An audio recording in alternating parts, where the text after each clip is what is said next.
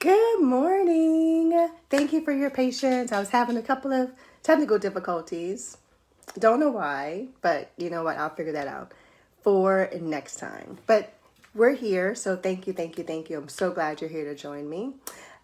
So my name is Janine Parrott, and I am here today to share with you my story about how I've been trusting God with my future. So just in case you don't know a lot about me, again, my name is Janine Parrott. I was an engineering manager back in the day, and I'm a divorced mom, and now I'm an entrepreneur. So I just kind of want to share about how it is I got to where I am today. And so it kind of started with respect to me and being in the business. I started my business back in 2010 after a good friend of mine encouraged me to start the business in the DC area because her and her husband started this business. It's a chair cover and table linen rental business. So they started the business back in Kansas City, and they were super successful and kept getting requests in the DC area. So she said, Janine, you have to do it in DC. I'm telling you, you can do it. So after she kept encouraging me, I finally decided to do it in 2010. So what I did, so then what happened, so I had the business running, and it was on the side. It was a side gig. So then back in 2013, my company had been going through layoffs over the past couple years. And so this particular year, we still have budget cuts. And so I knew something was going to be different. I knew that not all of the managers were going to be able to stay on the team because the employee to manager ratio just wasn't there. So I knew that there was going to be more of an impact for me in particular. So, so when the time came at the end of the year, in November of 2013, guess what? I was let free. I was let free from the company that I had worked for 18 years. And so I was kind of at a crossroads because I started my business in 2010, but it was a side business. It was not bringing in the income. It wasn't paying, insurance or anything like that. It was a side gig. So I was at a crossroads and had to decide, do I go find another job doing what I had been doing in engineering, or do I make a choice to run my business and put the hours in that I had been putting in to my full-time gig? Do I decide to put the hours in to my business and see what can come up for it? So I decided, you know what? Yes, that is what I'll do. Well, before I did that, I did pray about it. So I'll get into that in a minute. But so I prayed and I decided that is what I'm going to do in order to, I'm basically going to invest the time in me. I'm going to decide to choose me and put the hours into me and to see what happens. And so, it still wasn't an easy choice. And so there's a psalm out there, Psalm 37:4, that says that we're to delight in the Lord and that He will give us the desires of our hearts. And so the word that I really connected with was desire. And so that although He'll give us the desire of our heart, He'll also give us the desire. And so I was like, Lord, just give me that desire for me to want to do this. And that's exactly what He did. So He gave me the desire to want to be a business owner. So here we are. So, it's a journey. And so there was a lot of back and forth. And so I remember one day I was walking and praying, because that's what I do. I walk and pray. And I remember just thinking, Lord, there has to be a bigger purpose in life besides working to pay the bills. Because sometimes that's what it seems like. It seems like we're working to pay the bills, to work to pay the bills. Like there's more to life than just that. So I was like, Lord, what is it? What is my purpose? And so after continuing to walk and pray and walk and pray and cry, that particular day was like a longer walk than normal, but it was a long walk and pray. And I finally felt God really deposit into me what my purpose was, of which I'm not going to share quite yet. I'll share you in a minute. So hold on tight for that. But he did share with me what my purpose was, and it resonated. I knew it was for me. I was like, okay, that's clear. Although it didn't have, to my thought, anything to do with chair covers. I was like, I don't understand how this fits with chair covers, but that's the purpose. I get it. That's fine. And so I continue on with my chair cover and linen rental business, knowing this purpose in the back of my mind and writing it down and figuring out how it's going to apply to my life. So fast forward 2020. What happens in 2020? The pandemic. Oh my goodness. And so what happens in the pandemic? People stop having events. They're not having weddings and birthday parties and quinceañeras and all these wonderful festive events, of which they need my lovely chair covers and tablecloths, right? Everyone's cooped up at home, not necessarily having fun at home. If they are having parties, they're not having chair covers. So my business is basically put on hold for about a year and a half. So during that time, I'm, like everybody else, trying to figure things out. And I remember my best friend, she reached out to me a couple times, but I remember this one particular time she said, Janine, this is definitely going to last longer than we think. This is not going to be a couple months.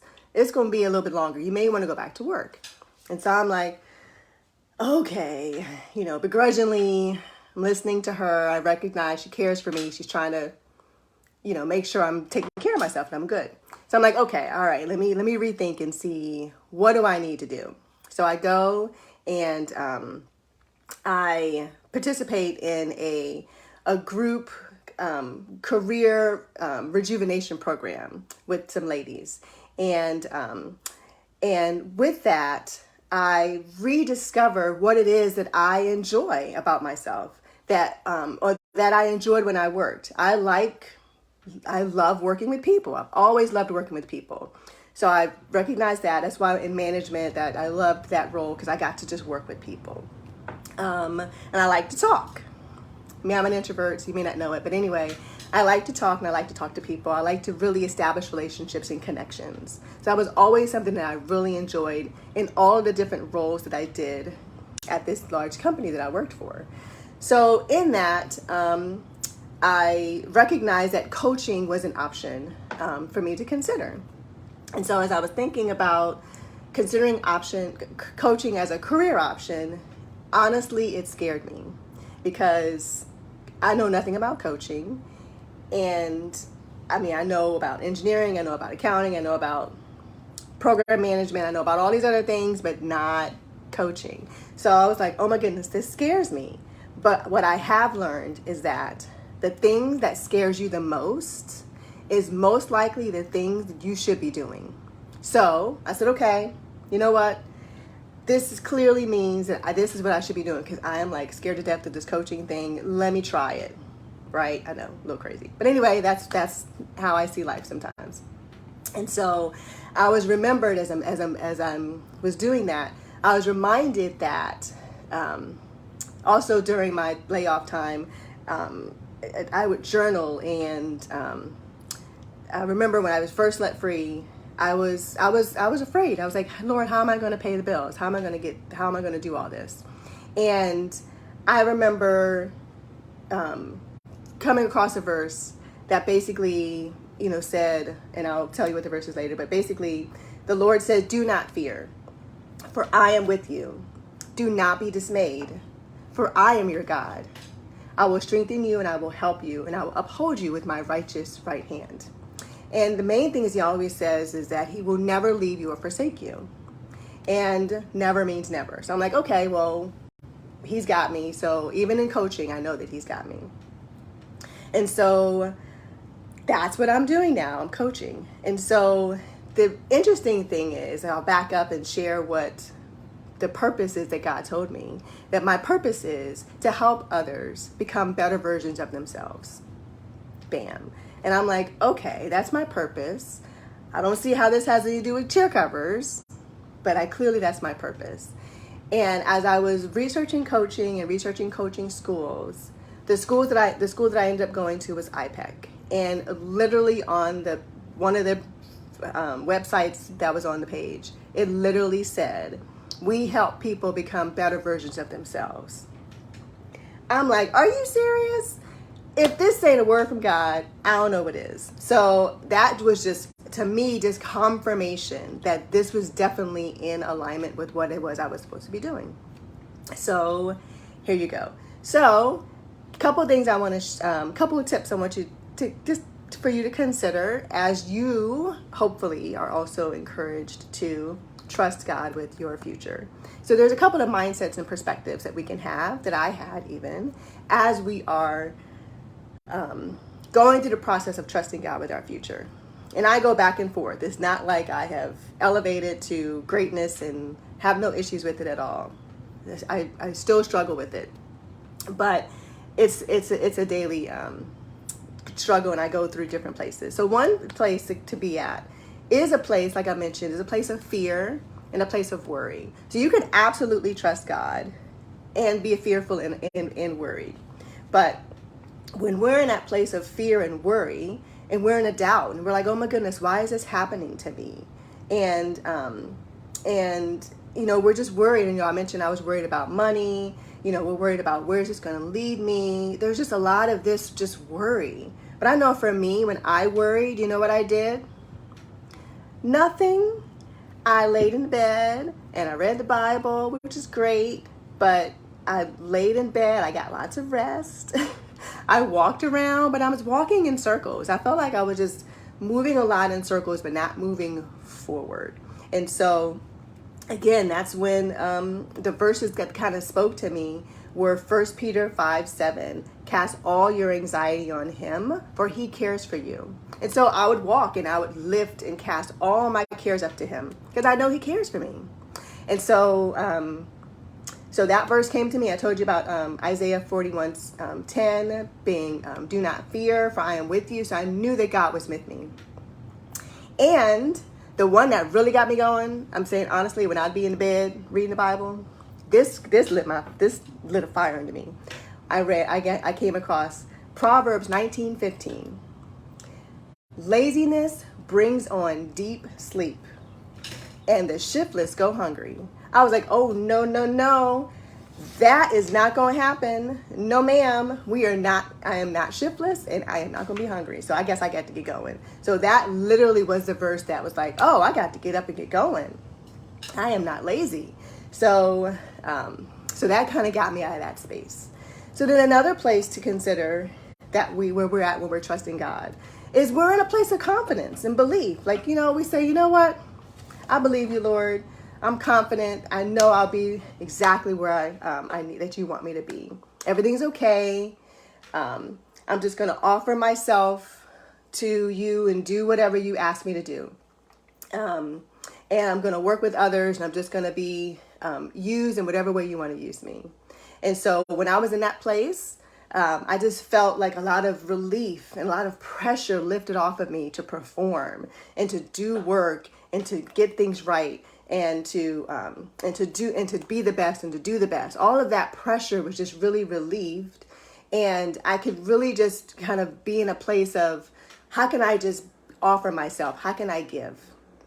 And so some verses that really spoke to me were Proverbs 14:23. All hard work brings forth a profit, but mere talk leads only to poverty.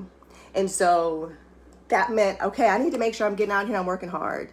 And because I know that the work that I put forward will bring a profit. Another one that spoke to me was Proverbs 23:4. Do not wear yourself out to get rich. Do not trust your own cleverness. And so every day I would ask God, Lord, what is it that you want me to do today? What do you call for me to do today? And many times it would be on my little morning walk. Hey, Janine, why don't you give your friend a call? And I'm like, really? That's what I'm supposed to do today? It's call my friend? I'm thinking I'm gonna have a little more clarity than that.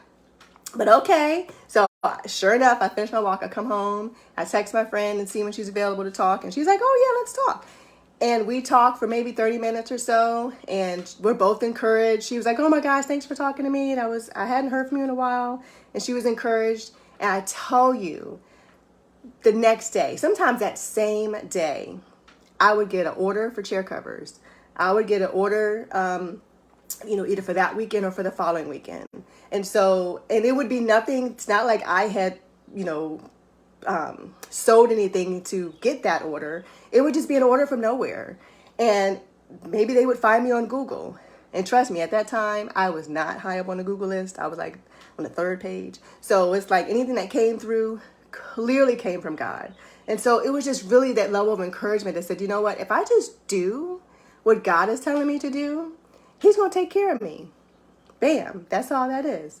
And then another verse that spoke is Deuteronomy 12:32. See that you do all I command. Do not add to it or take away from it. And so a lot of times, I feel like I hear God and I'm questioning, like, is that all you really want me to do? You sure you don't want me to do this? That doesn't even make any sense. And His word literally says, do what I tell you to do. Period. Don't add, don't take away. It ain't that complicated, people. So that is what He calls us to do. So I would volunteer at my daughter's school. I was PTA president. I served more at church. I joined chambers of commerce. I had networking meetings. I just established relationships with people. So that's the kind of the place I was at, or that I'm at when I'm in a level of confidence and belief that I know that God is for me and for my future. So the last place is, I don't know why I'm getting emotional, but anyway, the last place is a place of surrender. You just know. You're like, you know what? I don't know why I'm worried. And yeah, I have belief and confidence, but I'm just really just going to surrender. I'm going to surrender knowing that everything is okay. Everything's going to be okay.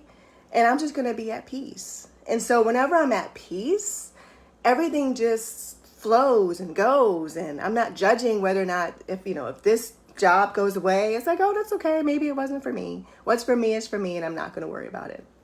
And so it's just really a place of, it allows me to be creative. It allows me to think of new ideas and be willing to try new things, such as this live event. Anyway, so so it just really, it's a place of fearlessness, really, right? Because remember, Jesus Himself was fearless, and nothing scared Him. Nothing backed Him down from coming on the cross. So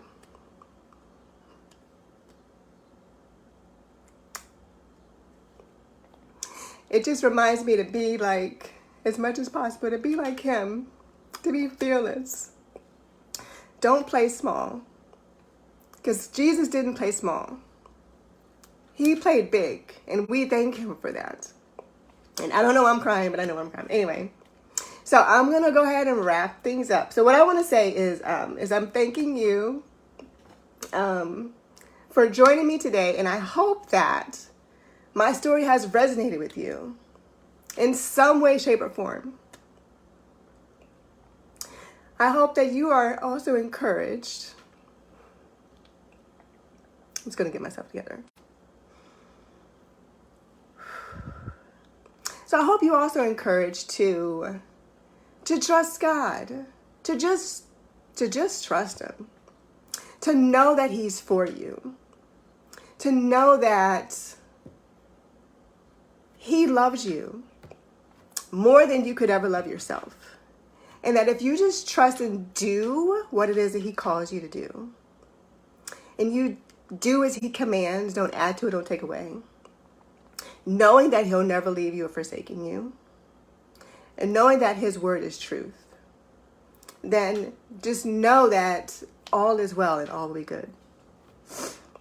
And so, again, if this has resonated with you, then I pray that you'll just reach out to me. You can message me. You can send me an email to my new coaching email, which is Janine@JanineParrottCoaching.com.